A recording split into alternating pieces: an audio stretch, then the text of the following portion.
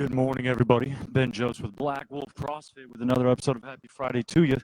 Okay, it is 7:57 on November 15th. So, what do we got this week? Appreciate you watching again. This is always an ongoing experiment with kind of building the media approach and figuring out the best way to communicate. So, think of this as a quick 15-20 minute newsletter, and I'm going to find ways I'm going to figure it all out. Doing it on my own is a little bit tough, and I have these ideas, and I try things and fail, and even setting up just now. And then the people that are around here, man, people just hanging out, not contributing, just hanging out, not contributing, just hanging out. Drives me nuts. But we got some exciting stuff, and the number one thing I want to talk to you about is the social calendar. The social calendar is something that I've been trying to get going for years, 5 years now, and it's never taken. I've done it myself and never really produced the way I wanted to. I've given it to others, and nothing happened. And so what we're going to do is we're going to put a page on the website where you're going to be able to check it out. And then what I'm also going to do is hang a bulletin board actually to my left. The screen's flipped, weird. So that when you come in, you can physically see it. Something I had wished had taken place over the summer, and we didn't get it up. So I'm going to get that there because our socials are a really, really important part of this community, and I don't want people to miss their chance to hang out. And so the things that we have coming up, pretty exciting stuff. The first thing would be this Saturday, so that's tomorrow, 11/16. I coach 8 a.m. and 9 a.m., and then after the 9 a.m., I'm going to head over to Cantina Barba over there on, not 11th, over there on Main Street towards 45, and I'm going to hang out, and I'm going to have some breakfast tacos and some Topo Chicos, and I'm going no matter what, okay? I'm just going to have some breakfast, and I would love for y'all to join me. And one of you, 10 of you, whatever, I'm going to be there. This would be a great opportunity for newer athletes. We've had some new athletes join us in the past week or two. This would be a great opportunity for them to come by and hang out. So feel free. And then, of course, our veteran athletes come by and hang out. I'd love to chat with you and talk with you about how things are going. So that is tomorrow, 11:15, Cantina Barba. If you have not been there yet, it's a great night spot. We know that's not my jam, but I mean, if you're into kind of that late night activity, I think it's a great place, at least from their social media posts. So if you haven't checked them out, they used to have that taco truck. I believe they still got the truck somewhere, but it was primarily stationed behind Catalina Coffee on Washington, and then they got their brick and mortar 2 years ago now. I think it's been 2 years, and so go check them out. If you can't come by when I'm there, then just at some point make the effort to get there because we'd love to support businesses in this neighborhood. So that is tomorrow, 10:30 a.m. if you're not coming to class, or maybe come to the 8 a.m. go home first. I'll be getting there about 10:30 once everybody leaves the gym.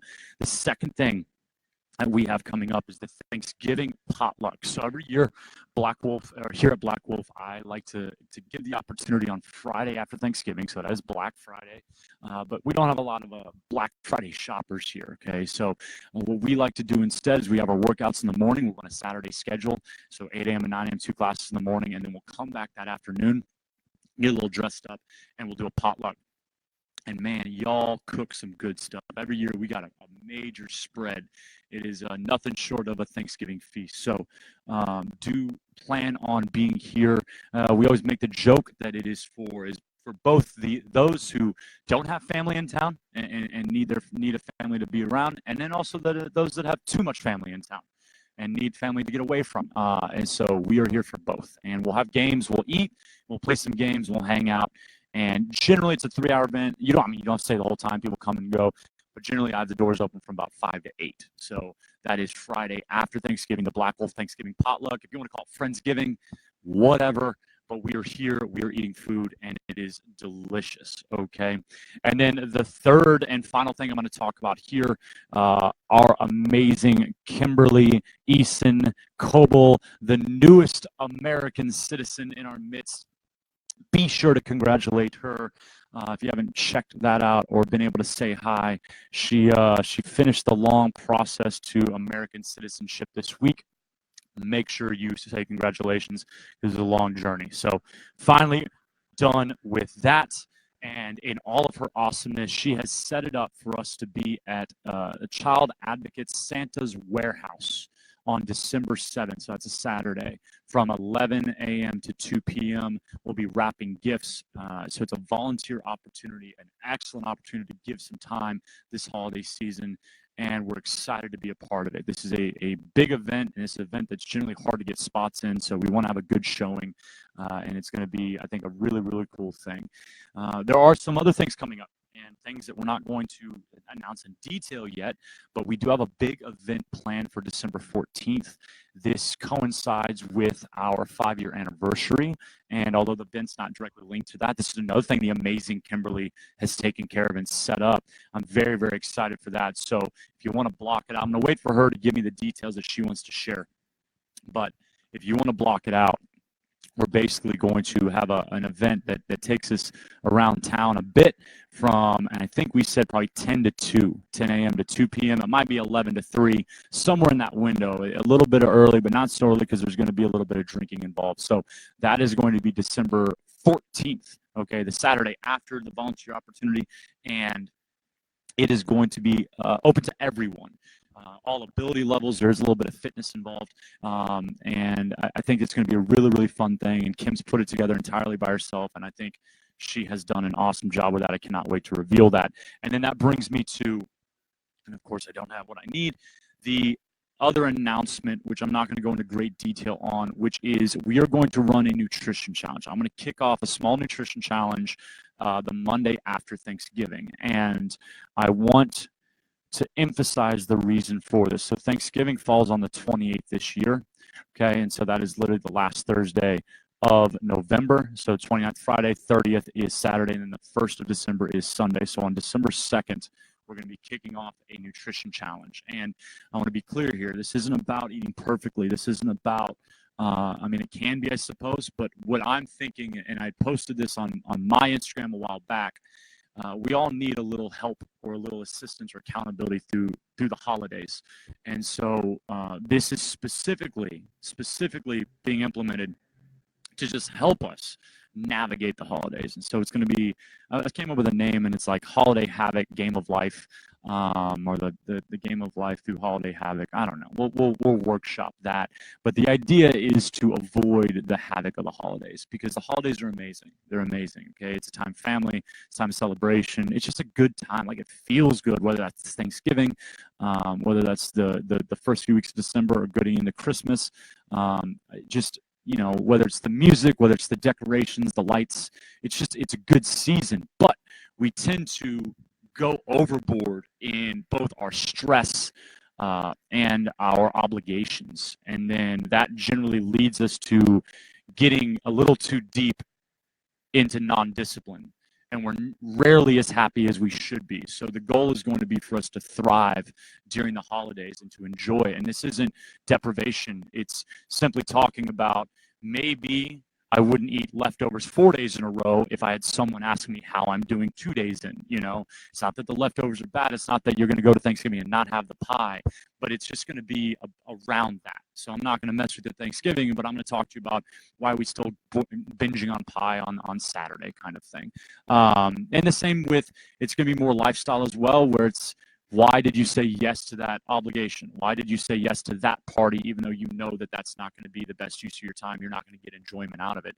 And so there's going to be things like that. And I will give more detail next week, so you do have that to look forward to. But it's going to run basically the entire month of December. So it's going to pick up right after Thanksgiving, kind of help us get back on track from that. It's going to take us through the Christmas season or the Christmas holidays, and then as well as through New Year's. And again, none of this is about, hey, on New Year's Eve, you can't go have fun.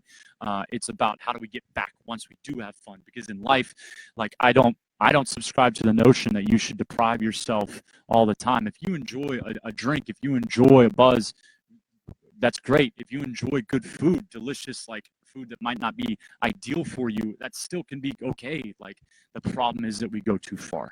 And so, and it's really not even too far. And like, the binging in the moment, yes, probably not great, but that's not really what causes the problem. The reason you come in here 3 days after Christmas and go, ugh, isn't because of what you ate Christmas Day. It's because you kept doing it the day after and the day after the day after the day after.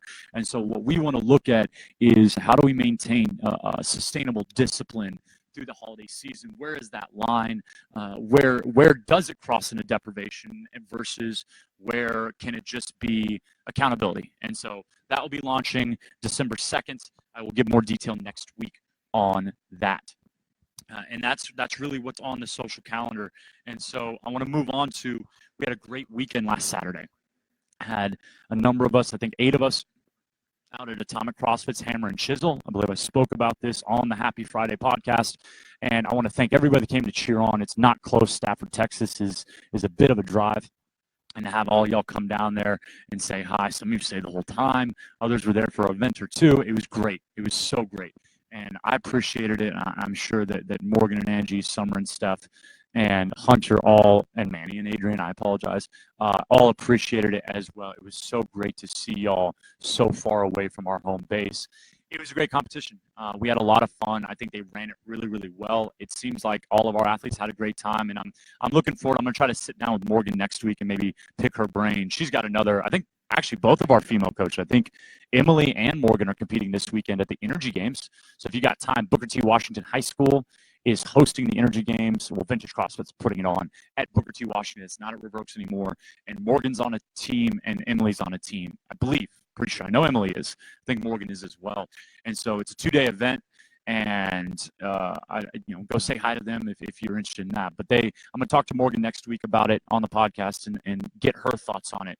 But I wanted to talk about scaled versus RX competitions because I feel things have changed. And I've mentioned this to a few of you, so if you've heard this before, I'm not thinking that I'm too witty. I just want everybody to hear it because I hate it was appropriate for Steph and Summer to sign up for RX. It was appropriate for Adrian, Manny, myself, and Hunter to sign up for RX. But we all ended up at the bottom of and to be clear, relatively small groups. We had 6 RX male teams, and Hunter and I finished 5th, and Manny and Adrian finished 6th, and then there was 6 female teams, and they called it scaled, even though all of them could do RX. And Steph and Summer did awesome, and they finished 6th. And so at the point, first and foremost, you don't compete to win. Okay, if you're signing up for that, you don't have any control over that. So that can't be the reason you compete unless you're at the very, very top. You compete to see what kind of performance you can put in and to have fun with those that you're training and pushing with. So it's not awful that some of us we all ended up towards the bottom. Side note, Morgan and Angie ended up in first place on that women's side. So that's how it played out for us.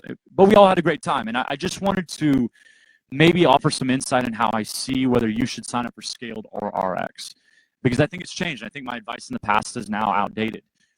This has now become not so much about skill. It has become basically about, I don't want to say ego, but what I've likened it to, my observations were, what is common about every team that was there, except for Morgan, because even Angie is the same as the rest of us in terms of we all only train in class. For some of us, if we train at all. And so we had 8 athletes out there, 8 athletes, and 7 of those athletes, myself included, don't train for more than an hour a day, more than 5 days a week. I think Angie comes 6 or 7 most times. So that's awesome. And I think that's great. The divide in the RX division for the men was that every other team trained outside of class. I don't mean together. I don't mean for the comp. I mean just in life. Like I chatted with 2 of the guys, and so I literally have quotes from them. But I know how it is. They do classes occasionally, but for the most part, they go to their gyms and they lift on their own. They train on their own. They do their own Metcons. Maybe they follow CompTrain or Invictus, things like that. And they're training for an average of 2 hours, a day, 4 to 5 days a week, versus someone training 1 hour a day in a class setting, 4 to 5 days a week. From what I observed, that seems to be the line between RX and scaled. Do you get extra training? And now this is a downer, because if we muddy the waters on who is RX and who is scaled, and we start saying it's more training volume than it is skill, then where will the scaled athletes have to play? We already were at an intermediate competition this summer where in the final event, there was the team that won the women's side did 15, one woman did 15 butterfly chest to bar unbroken 3 separate times. That's not an intermediate athlete at all. No world is that an intermediate athlete. And so our athletes see that, and it's discouraging. Now, it's not our job to police who signs up for what division, but I do think it's important for our athletes to know what they're getting into. And so this weekend, myself and Hunter, we have all the skills. We were able to do everything except the muscle up at the very end. Okay, the championship workout was 1 mile run, 25 back squats, and then muscle ups the remainder of time. And Hunter did some very dramatic attempts at muscle ups, and I did some very undramatic and not sexy attempts at muscle ups. But we fell a little bit short on that. Smashed some squats, though. We're not the last ones off the squat rack, that's for sure. It's discouraging to get towards the bottom of the bracket, even when you have the skill set and you have the strength. And so I think going forward, what you have to look at, unless the event is very, very intentional in specifying who is accepted in what division, I think you have to say, if I train only in class, I'm a scaled athlete. I'm a scaled athlete. And if I train outside of class, if I do the class and stay and do an extra strength or I do an extra conditioning, then I'm not a scaled athlete. I'm an RX athlete. The first workout at Hammer and Chisel had 25 pull-ups at the end of it, and I watched the scaled division of the men's, and their barbells were much lighter, and so they're able to they flew beautifully through it. But then they get to the pull-up bar, and traditionally the pull-up is the line of no return, or the point of no return for scaled to RX. There was a time where there was no pull-up bar work at all, because the idea was that a scaled athlete can't do pull-ups or kipping pull-ups just yet. RX pull-ups, that was kind of where, okay, if you got pull-ups, you're RX. And now how we know that's gone is that I walk in, I'm watching, and like 3 of the 5 scaled teams are all doing beautiful butterfly pull-ups as scaled athletes. So I don't know. I think things have changed, and I think my advice now is going to be, if you only train in class, if you're getting here 3 to 4 days a week, maybe that 5th day, I still think you go scaled. The weight's not as fun, and if you don't mind, like I'm glad we didn't do scaled. I'm glad even the struggle bus I had on workout number 2, I'm way prefer to be caught dying with a 95-pound barbell than a 65-pound barbell. And so I will always go RX because I don't mind coming in last. I don't mind coming in towards the bottom. But if you're looking at signing up, I believe that you were strong enough and skilled enough for RX, but I really think if you're playing by the rules that apparently everybody else is signing up by and that these event organizers are running by, I think you're a scaled athlete. And I think you can just go crush some souls and be too good in that division. But if nobody else cares, then I think that's where you belong. It does seem to be a matter of, do you train just in class, or do you follow a competitor program, or at least get some accessory work in each day? So yeah, that's it. Today we got Nancy, 5 rounds, 400-meter run, 15 overhead squats at 95-65. I hope to see y'all. We've had a bunch of sub 15s, and with our 400-meter run, it's a sub 15 is no small feat. And so I'm looking forward to this continuing, and finally no rain. I can see sunshine. I think my weather-related depression can go away. And so it's going to be a great, great day. So if you can come by today, we got Nancy and its original benchmark. Such a good workout. That overhead squat, nowhere to hide. Such a great ab burner. Tones up those shoulders and those arms as well, all while kicking your ass. So great movement selection today. Great workout. Nice tight 30. And nice tight hour. It's about a 50-minute class. And then we'll get out to enjoy the week. And I am here 8 a.m. and 9 a.m. tomorrow. And I am here on Sunday, 10:30. I hope you have a fabulous, fabulous Friday.